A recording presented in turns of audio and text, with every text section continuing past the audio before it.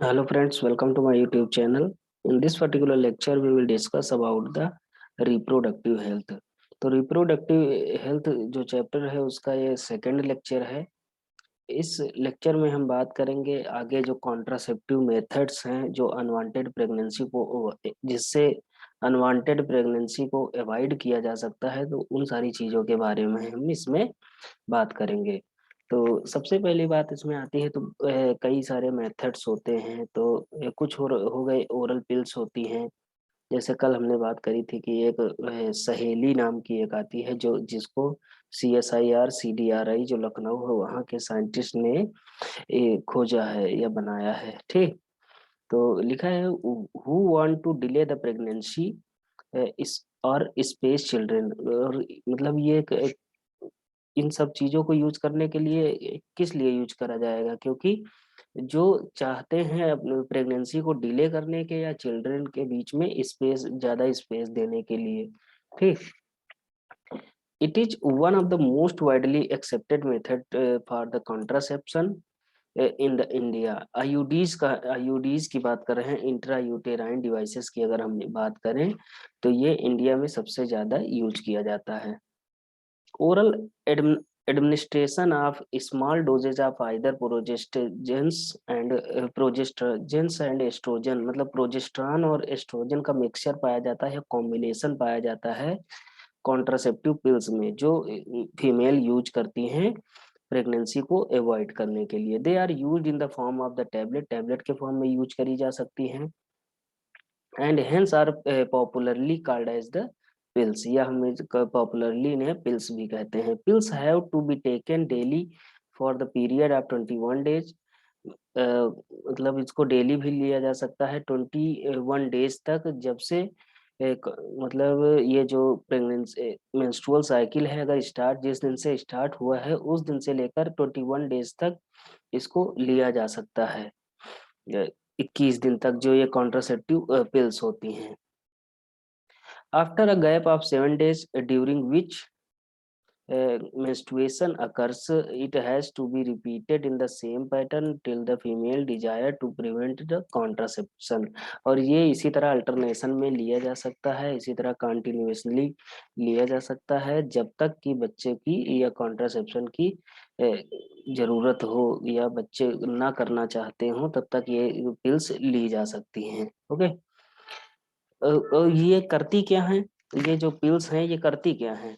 तो they inhibit ovulation and implantation as well as alter the quality of cervical mucus to prevent retard the entry of the sperm.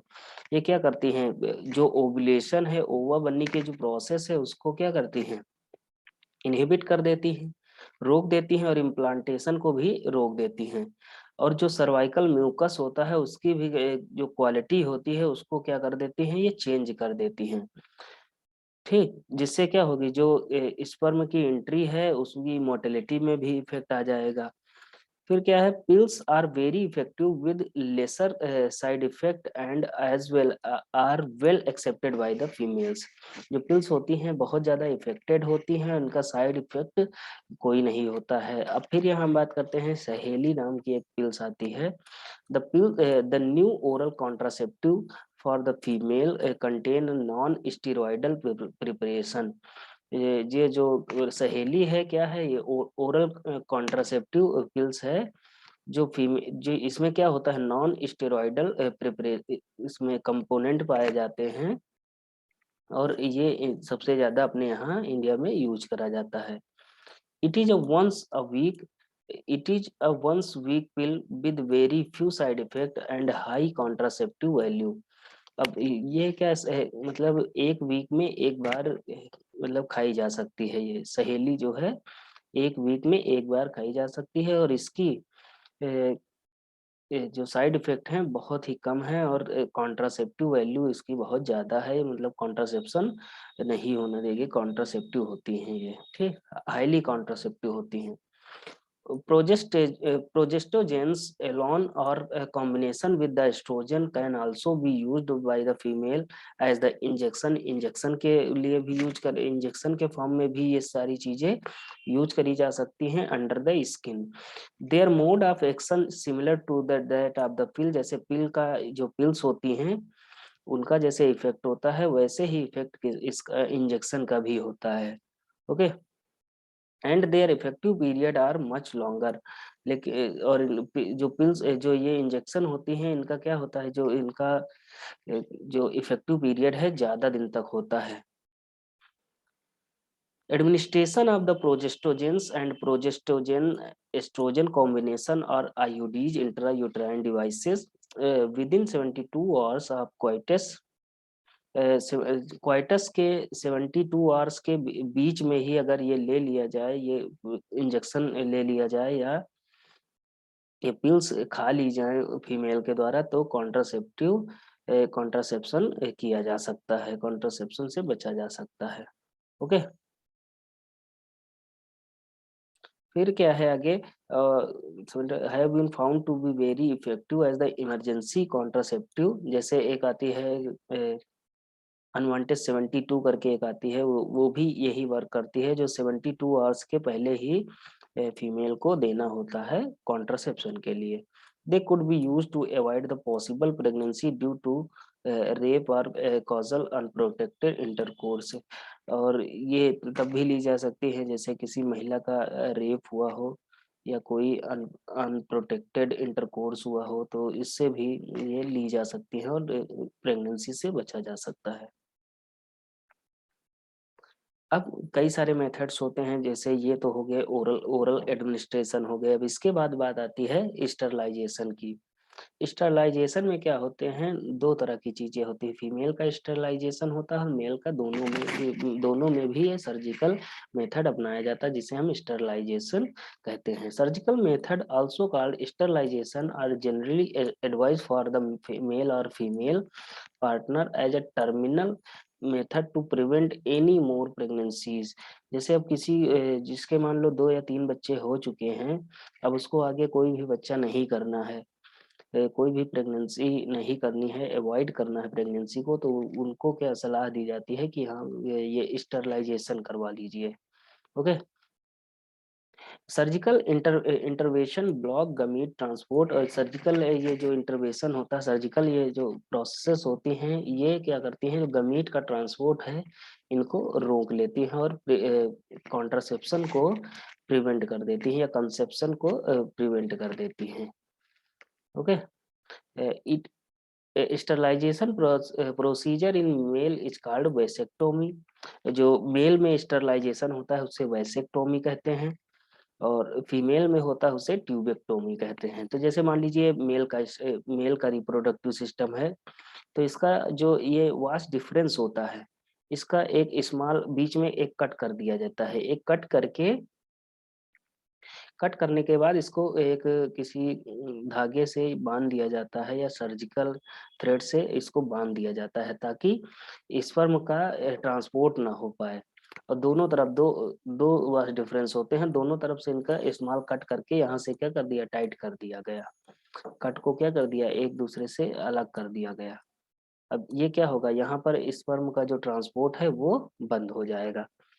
इसी तरह यहाँ भी होता है जैसे मान लीजिए फीमेल में है फीमेल में ये जो फेलोपियन ट्यूब है फेलोपियन ट्यूब को कट कर दिया जाता है. फेलोपियन ट्यूब को अगर हम कट कर देंगे तब यहाँ मान लीजिए स्पर्म क्या होगा स्पर्म की एंट्री यहाँ फेलोपियन ट्यूब में नहीं हो पाएगी और यहाँ इसके पास ओवा के पास नहीं जा पाएगा और फर्टिलाइजेशन रुक जाएगा या नहीं हो पाएगा. तो मेल में कहते हैं वैसेक्टोमी और फीमेल में क्या कहते हैं ट्यूबेक्टोमी कहते हैं. जैसे वो हमने ऊपर बात करी थी मेल में क्या कहते हैं वेसेक्टोमी कहते हैं फीमेल में क्या कहते हैं ट्यूबेक्टोमी कहते हैं. In vasectomy a small part of the vas deferens is removed. जो वास्ट डिफरेंस का स्मॉल पार्ट होता है जो वो पाइप नली नुमा एक नलिका नुमा एक स्ट्रक्चर होती है उसको क्या कर दिया जो उसका एक स्मॉल पार्ट कट कर दिया जाता है. रिमूव्ड और tied up through the small incision. एक स्मॉल इंसिजन या कट किया जाता है और वहां से इसको क्या कर दिया जाता है बांध दिया जाता है. Whereas in tubectomy, a small part of the fallopian tube, tubectomy में क्या किया जाता है, जो fallopian ट्यूब है उसमें भी एक स्मॉल कट किया जाता है, स्मॉल कट करके और उसको बांध दिया जाता है स्मॉल इंजेक्शन करके। Okay, these technique are highly effective but their reversibility is very poor। लेकिन इसकी जो ये इफेक्टिव तो हैं, बहुत इफेक्टिव हैं, पूरे लाइफ टाइम ये रोका जा सकता है कंसेप्शन, लेकिन इसकी रिवर्सिबिलिटी की प्रोसेस जो वो है प्रोसेस है वो बहुत ही पुअर है, रिवर्स इसको नहीं किया जा सकता। एक बार हो गया तो हो ही गया, ठीक, इसके बाद दोबारा नहीं किया जा सकता। It need to be emphasized that the selection of the suitable contraceptive method it is used to always should always the undertaken in consultation with the qualified medical professional। ये जितनी भी प्रोसेस के बारे में हमने पढ़ा है तो ये किसी भी कोई डॉक्टर की सलाह के बिना नहीं करी जानी चाहिए। Okay, one must also remember that contraceptives are not regular requirement for the maintenance of the reproductive health। In fact, they are practiced against the natural reproductive event। लेकिन ये सभी जो कॉन्ट्रासेप्शन होते हैं ये हमेशा मतलब ये क्या रिप्रोडक्टिव हेल्थ के लिए, मेंटेनेंस के लिए अच्छे नहीं होते हैं, या हम इसका जो रेगुलर रिक्वायरमेंट है ये सही नहीं है, क्योंकि हम किसी भी एक नेचुरल चीज को क्या कर रहे हैं, रोक रहे हैं, इनहिबिट कर रहे हैं, समझे, तो कोई ना कोई तो इफेक्ट आएगा। In fact, they are practiced against the natural reproductive event that is conception or pregnancy. One is forced to use these method either to prevent the pregnancy or delay or space pregnancy to a personal reason। Okay, no doubt widespread use of these method had a significant role in checking uncontrolled growth of the population, और uncontrolled growth को रोका भी जा सकता है इससे और check भी किया जा सकता है। However, there possible ill effect like nausea भी हो सकता है, abdominal pain भी हो सकता है, break through bleeding भी हो सकती है, irregular menstrual bleeding भी हो सकती है, and even breast cancer भी हो सकता है इन सब चीजों से। Though not very significant, should not be totally ignored। Okay, तो ये हमारी जो प्रैक्टिसेस हो गई ठीक तो हैं, लेकिन इनसे कोई ना कोई दिक्कत भी हो सकती है, कोई इल इफेक्ट भी आ सकते हैं, कोई बीमारी भी हो सकती है, क्योंकि हम एक नेचुरल चीज को रोक रहे हैं, उसको इनहिबिट कर रहे हैं। ओके, तो ये दोनों डायग्राम हो गए, एक वैसेक्टोमी का हो गया, ये फीमेल का हो गया, ये मेल का हो गया। ओके, इसे इसमें मेल में क्या कहते हैं, वैसेक्टोमी कहते हैं, यहाँ ट्यूबेक्टोमी कहते हैं, यहाँ वास डिफरेंस को कट किया जाता है और यहाँ फेलोपियन ट्यूब को कट किया जाता है और उसको बांध दिया जाता है। ओके, आगे के लेक्चर में हम बात करेंगे एमटीपी की, या medical termination of pregnancy. Medically हम जो प्रेगनेंसी है उसको कैसे टर्मिनेट कर सकते हैं इसके बारे में बात करेंगे। Okay, thank you.